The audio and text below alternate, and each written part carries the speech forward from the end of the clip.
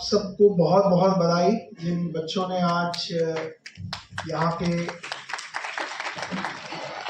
बहुत सारे certificates awards प्राप्त किए हैं और उनके पेरेंट्स, आप सबको मेरी ओर से एक बार पुनः हार्दिक शुभकामनाएं और हार्दिक बधाई। मैं प्रिंसिपल साहब का बहुत बहुत आभारी हूँ। उन्होंने मुझे यहाँ आने का एक अवसर दिया कि मैं यहाँ आके इस कार्यक्रम में, इस प्राइज डिस्ट्रीब्यूशन में सम्मिलित हूँ। ये मेरे लिए गौरव का भी विषय है, क्योंकि बच्चों को जब किसी प्रकार का प्रोत्साहन मिलता है तो एक शिक्षक को उससे ज़्यादा अनुभूति शायद कभी हो नहीं सकती। तो मैं इसके लिए प्रिंसिपल साहब का बहुत बहुत आभारी हूँ कि मुझे उन्होंने चुना कि मैं इस कार्यक्रम में आज यहाँ आऊँ।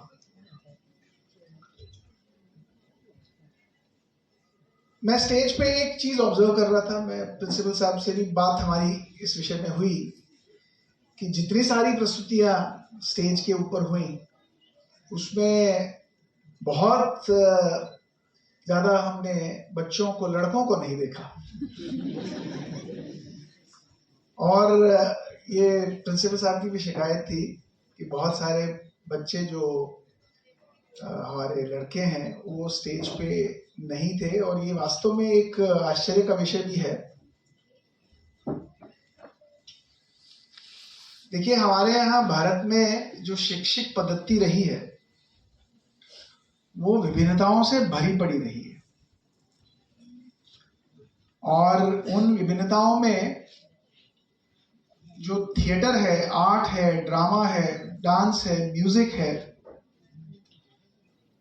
उसको बहुत प्राथमिकता दी गई है। हमारे यहाँ इसके ऊपर पूरा साइंस है, जिसको हम नाट्य शास्त्र भी बोलते हैं। और ये नाट्य शास्त्र कोई छोटा मोटा साइंस नहीं है। ये शिव के नाम पे, यानी नटराज, जिसे नटों का राजा कहा जाता है, और ये जो नाट्य है, यानी ये जो प्रस्तुति होती है, ये एक व्यक्ति को उसकी अभिव्यक्ति, उसकी जो इनर फीलिंग्स हैं, उसको एक्सप्रेस करने का एक बड़ा अच्छा मौका देती है। यानी आप हैप्पीनेस को भी एक्सप्रेस करते हो, आप सैडनेस को भी एक्सप्रेस करते हो, आप एंगर को भी एक्सप्रेस करते हो। यानी विभिन्न इमोशंस को एक्सप्रेस करने का जो ये नाट्य शास्त्र, जो साइंस बना भारत में, ये बड़ा विचित्र साइंस है। क्योंकि बहुत बार हमारे बच्चों को एक्सप्रेशंस, जो इनर फीलिंग्स, इमोशंस, उनकी एक्सप्रेशंस का उन्हें कभी मौका ही नहीं मिलता, और साइंस उसे कहता है, फिर वो फ्रस्ट्रेटेड नीड्स के रूप में कहीं ना कहीं, किसी न किसी रूप में बाहर आती है। तो जो थिएटर है, ड्रामा है, डांस है, आर्ट है, म्यूजिक है, ये एक बहुत बड़ा माध्यम है, एक बहुत बड़ा इंस्ट्रूमेंट है एक बच्चे को, एक स्टूडेंट को अपने इनर इमोशंस को एक्सप्रेस करने का एक मौका देने का। आप अगर भारत की शैक्षिक व्यवस्था को देखें, जैसे अभी राजा राममोहन राय जी के बारे में, और उन्होंने जो क्रांति देश में लाई सती,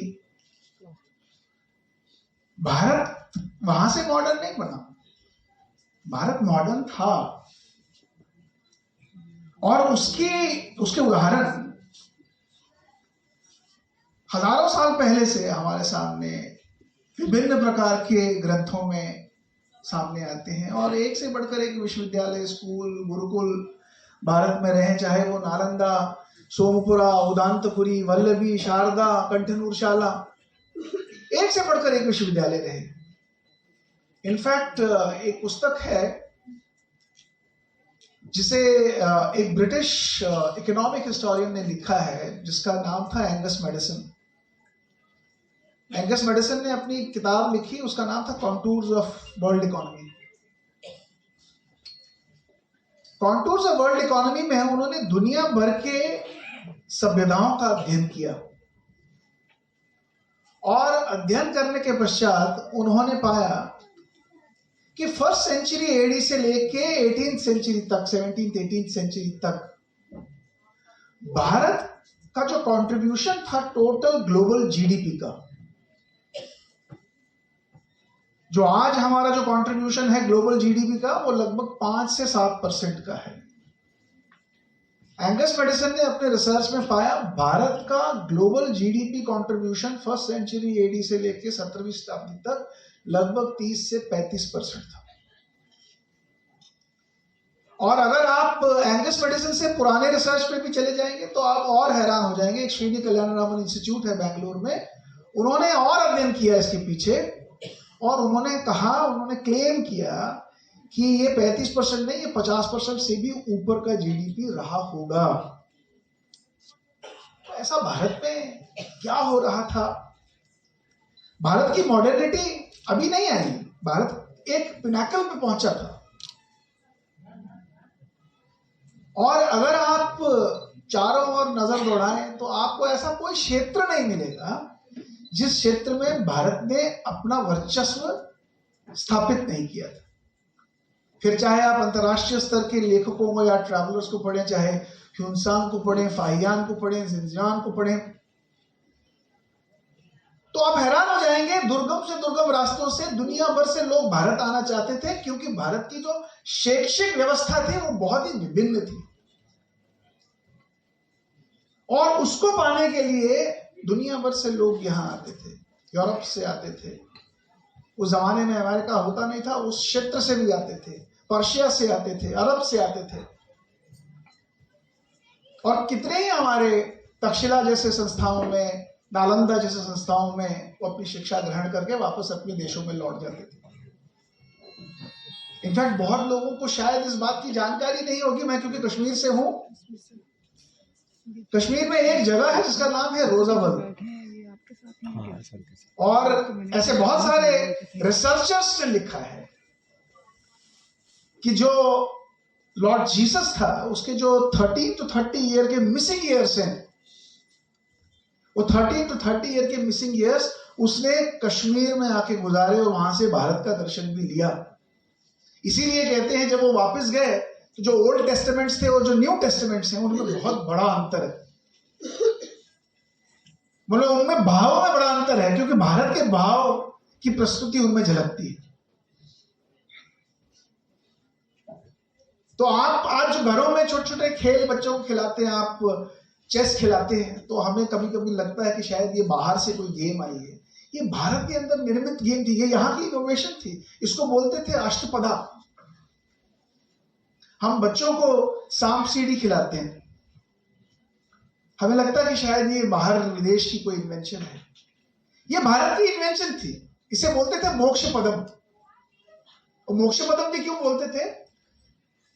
ऐसा मानना था कि बच्चों को बचपन में वर्चूज और वाइसेस सिखाने चाहिए कि अच्छा संस्कार क्या है और बुरा संस्कार क्या है। इसलिए इस प्रकार की गेम को तैयार किया गया था, जिसमें जहां सांप काटता है वहां एक बुरा संस्कार और जहां सीढ़ी मिलती है वहां एक अच्छा संस्कार।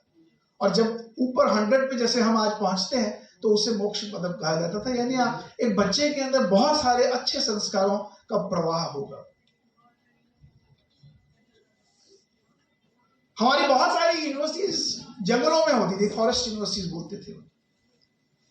वो इसलिए बोलते थे क्योंकि हम चाहते थे, हमारा जो शैक्षिक पद्धति थी वो ये थी कि बच्चों को नेचर के साथ अलाइन करो, बच्चों को नेचर को अंडरस्टैंड करने दो, क्योंकि हम सब नेचर का ही पार्ट है। We are the extension of the nature. ये अलग बात है, आज नेचर हमसे अलग हो गया है, हम नेचर को अपना पार्ट नहीं समझते, हम अपने आप को सबसे ऊपर समझते हैं। लेकिन हमारी जो पारंपरिक शिक्षा थी वो ये थी कि नेचर को अपना ही पार्ट समझो, क्योंकि आप नेचर के ही एक्सटेंशन हो, इसलिए नेचर को संरक्षित करने की आवश्यकता है। इसलिए फॉरेस्ट यूनिवर्सिटीज में बच्चों को नेचर से अलाइन किया जाता था। हमारे यहाँ कोई पेड़ों में कोई भगवान नहीं है, हमारे यहाँ दरिया में कोई भगवान नहीं है, हमारे यहाँ पहाड़ों में कोई भगवान नहीं है, लेकिन हमारे यहाँ की प्रस्तुति ऐसी हुई कि अगर नेचर का संरक्षण करना है तो लोगों को नेचर के प्रति आदर और सद्भाव सिखाना है। आज अब दुनिया उसी रास्ते पे चलना शुरू कर रही है कि नेचर को कैसे बचाएं। हमारे एसडीजी गोल्स जो है वो सस्टेनेबिलिटी गोल जो है वो अब यही कहते हैं कि नेचर को बचाइए।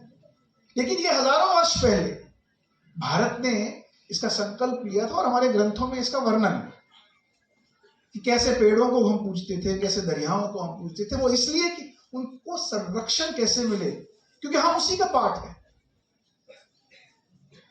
और जैसे अभी प्रस्तुति की गई कि हमारे यहाँ पे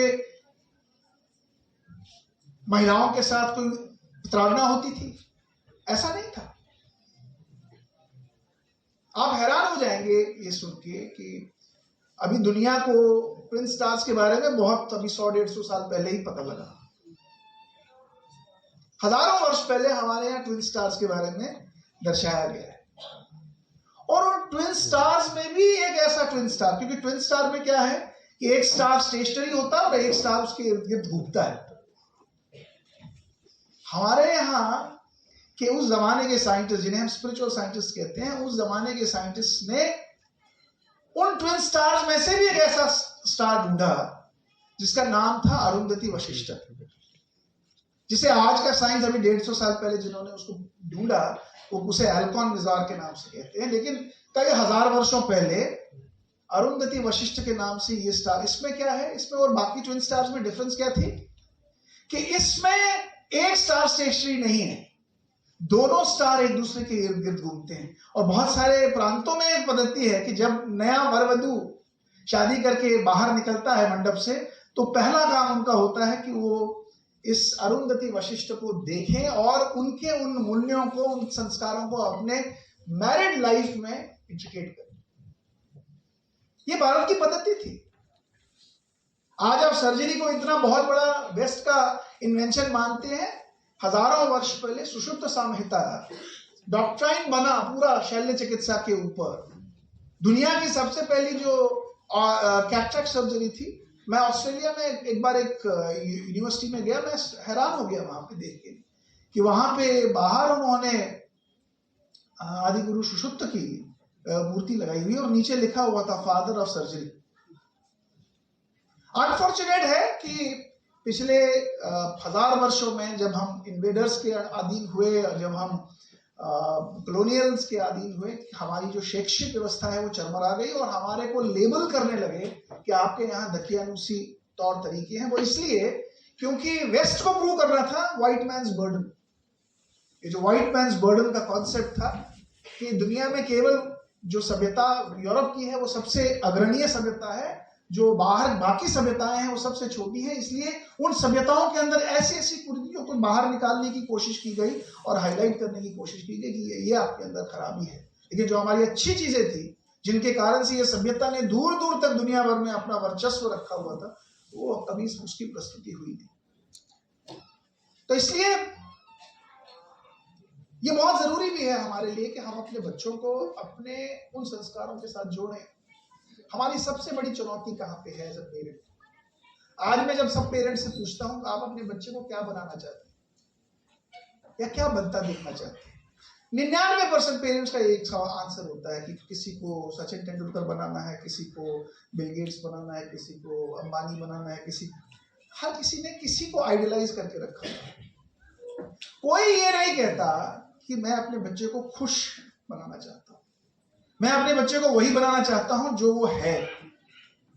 स्टीव जॉब्स ने अभी बिफोर ही डाइड उसने कहा कि this life is very short, very small, very unpredictable, so don't waste this life on becoming something else, don't live your life of something else. और ये 5000 साल पहले भगवान कृष्ण ने भी भगवद गीता में कहा, जिसमें उन्होंने कहा कि एक व्यक्ति को अपने निजता में जीना चाहिए।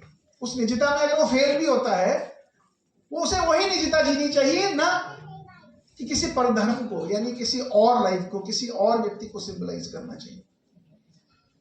तो हमारे साथ समाज सबसे बड़ी चुनौती क्या है? बच्चा पैदा होता है, गोदी में होता है, तो पहले दिन से ही हम बच्चे को हम चाहते हैं कि बेटा ऐसा बनना, कृष्ण बनना, राम बनना, तुम्हें तो ऐसा करना है, तुम्हें वैसा करना है।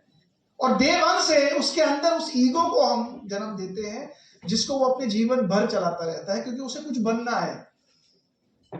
और वो कुछ क्या है? वो सब बाहर है। लेकिन उसे कभी किसी ने ये नहीं सिखाया कि तुम्हें वो बनना है जो तुम हो, जिसके कारण से तुम इस दुनिया में आए हो। क्योंकि इस दुनिया में 7 बिलियन लोग रहते हैं और 7 बिलियन के 7 बिलियन अलग हैं। हर किसी व्यक्तित्व की अपनी एक पोटेंशियलिटी है, अपनी एक इंडिविजुअलिटी है। उस इंडिविजुअलिटी को जीना, मैं अभी इस मैडम से पूछ रहा था, एक प्रश्न आया और इसका एक बड़ा आप डेटा उठा के देखेंगे आपको वैसा ही मिलेगा कि सीयूईटी में कौन से बच्चे सीट लेके गए। तो मेजॉरिटी ऑफ बच्चे वो हैं जिनके एवरेज मार्क्स थे 75, 85। जो हाईएस्ट परसेंटेज वाले मार्क्स थे, बहुत सारे बच्चे रह गए।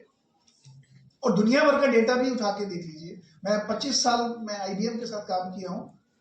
मैंने जिन लोगों को देखा जो अपने जीवन में बहुत सक्सेसफुल रहे हैं, मतलब कॉर्पोरेट लाइफ में जो बहुत सक्सेसफुल रहे हैं, मैंने एक चीज देखी कि दे आर नॉट इंटेलिजेंट। उनकी सबसे बड़ी जो क्वालिफिकेशन थी जिसके कारण से वो आगे बढ़ पाए, वो एबिलिटी थी to understand their emotions and manage those emotions, and then also understand and predict the other person's emotions, and then work with them. They had learned how to work with the strengths of other people. They knew they didn't have these strengths. They had an ability to understand the people around them. तो इससे सबसे बड़ा falter आज बच्चों को कहाँ आता है? जब वो दूसरे की लाइफ जीने की कोशिश कर रहे हैं। जो कोई सक्सेसफुल है उसी को सिंबलाइज या आइडलाइज करने की कोशिश करते हैं, और वहां पे सबसे बड़ा नुकसान उन बच्चों को होता है, क्योंकि उनकी निजता कुछ और होती है, उनका व्यक्तित्व कुछ और होता है, उनकी पर्सनैलिटी कुछ और होती है, उनका पोटेंशियल कुछ और होता है। लेकिन जो बाहर की दुनिया में हम उनको मैप करने की कोशिश करते हैं कि तुम ये बनो, तुम्हें ऐसा बनना। मैं एक किसी परिवार में जाता था, वो उनकी मदर रोज उस बच्चे को सवेरे उठाती थी। मैं उनके घर में कभी रहता भी था, रात मैं देखता था वो बच्चे को सवेरे उठाती थी, उठो बेटा। क्यों उठा रहे हो उसको सवेरे? इसको प्रैक्टिस की जाना है। कौन सी प्रैक्टिस? बोला क्रिकेट की प्रैक्टिस।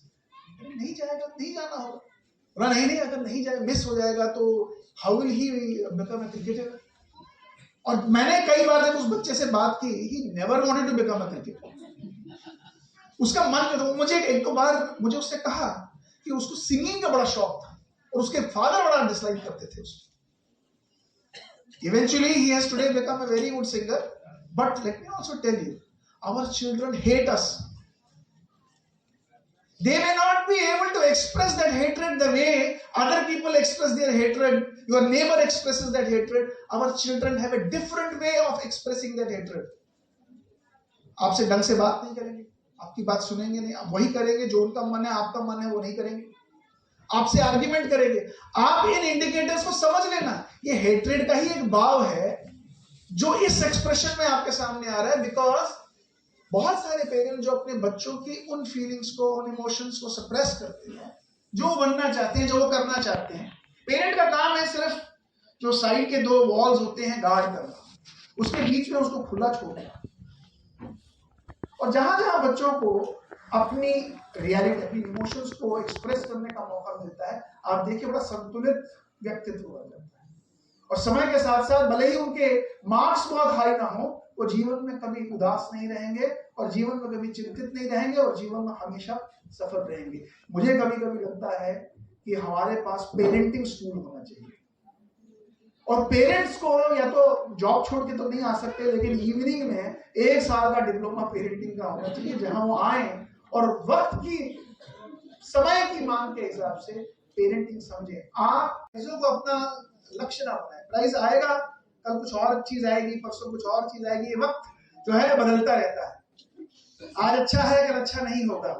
इन अच्छा और नहीं अच्छा के बीच में संतुलन करना, ये सबसे बड़ा जीवन का अचीवमेंट। अगर किसी व्यक्ति ने ये चीज सीखा कि जब अच्छा हो रहा है तब बहुत ज्यादा एक्साइट नहीं होना, और जब बुरा हो रहा है तब बहुत ज्यादा परेशान नहीं होना, अगर इस संतुलन को आपने बच्चों में इनकलकेट किया, आपका बच्चा सबसे सफल व्यक्ति इस दुनिया का बन सकता है। बहुत बहुत धन्यवाद।